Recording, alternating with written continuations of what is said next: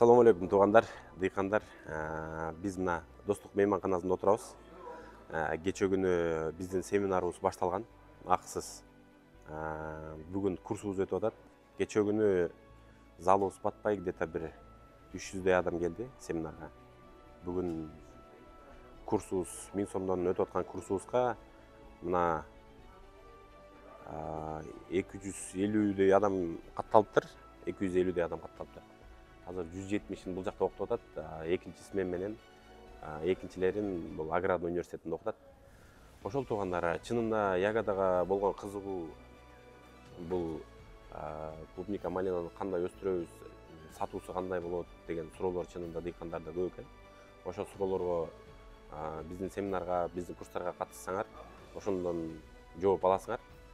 Азыр биз Кыргызстан боюнча кыдырып, биринчи мен өзүм акысыз семинар менен кыдырам. Аркабыздан балдар жанагы 1000 сомдон курстарды өткөрүшүп кыдырышат. Ошон үчүн биздин семинарга катыссаңар, кайсы регионго кандай көчөт тандаш керек, экспорту кандай болот, сатуу жагы, окутуулар кандай болот, ошолор боюнча суроолоруңар болсо, ошол жерден жолугуп суроолоруңарды берсеңер болот. 9 жолго чыгабыз. 10-унда Караколдо семинарыбыз болот.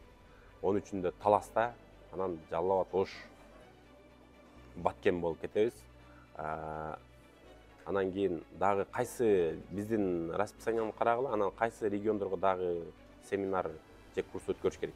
Ошолор боюнча да оюңар болсо комментарийга жазып койгула. Москвага да барабыз. Эгерде райондордо көбүрөөк адам топтоло турган болсо, сөзсүз түрдө барып семинарларыбызды өткөрүп келсек болот. Мына окутуулар чынында биз күтпөдүк эле мынча адам окутууга жазылат. 250 адам деген бул өтө көп кызыгуу бар экен. Анан кийин дагы жаңылык катары айтып коеюн, февраль айында биз Ягода Кавказ, жанагы Игорь деген малина өстүргөн дыйкан фермер менен чогуу Кыргызстанда чоң ушу ягодный форум өткөрөлү деп даярданып атабыз. Ошого дагы катыссаңар болот. Ошол туугандар, сөзсүз түрдө биздин семинарларга катышып, маалымат алсаңар жакшы болот өзүңөргө.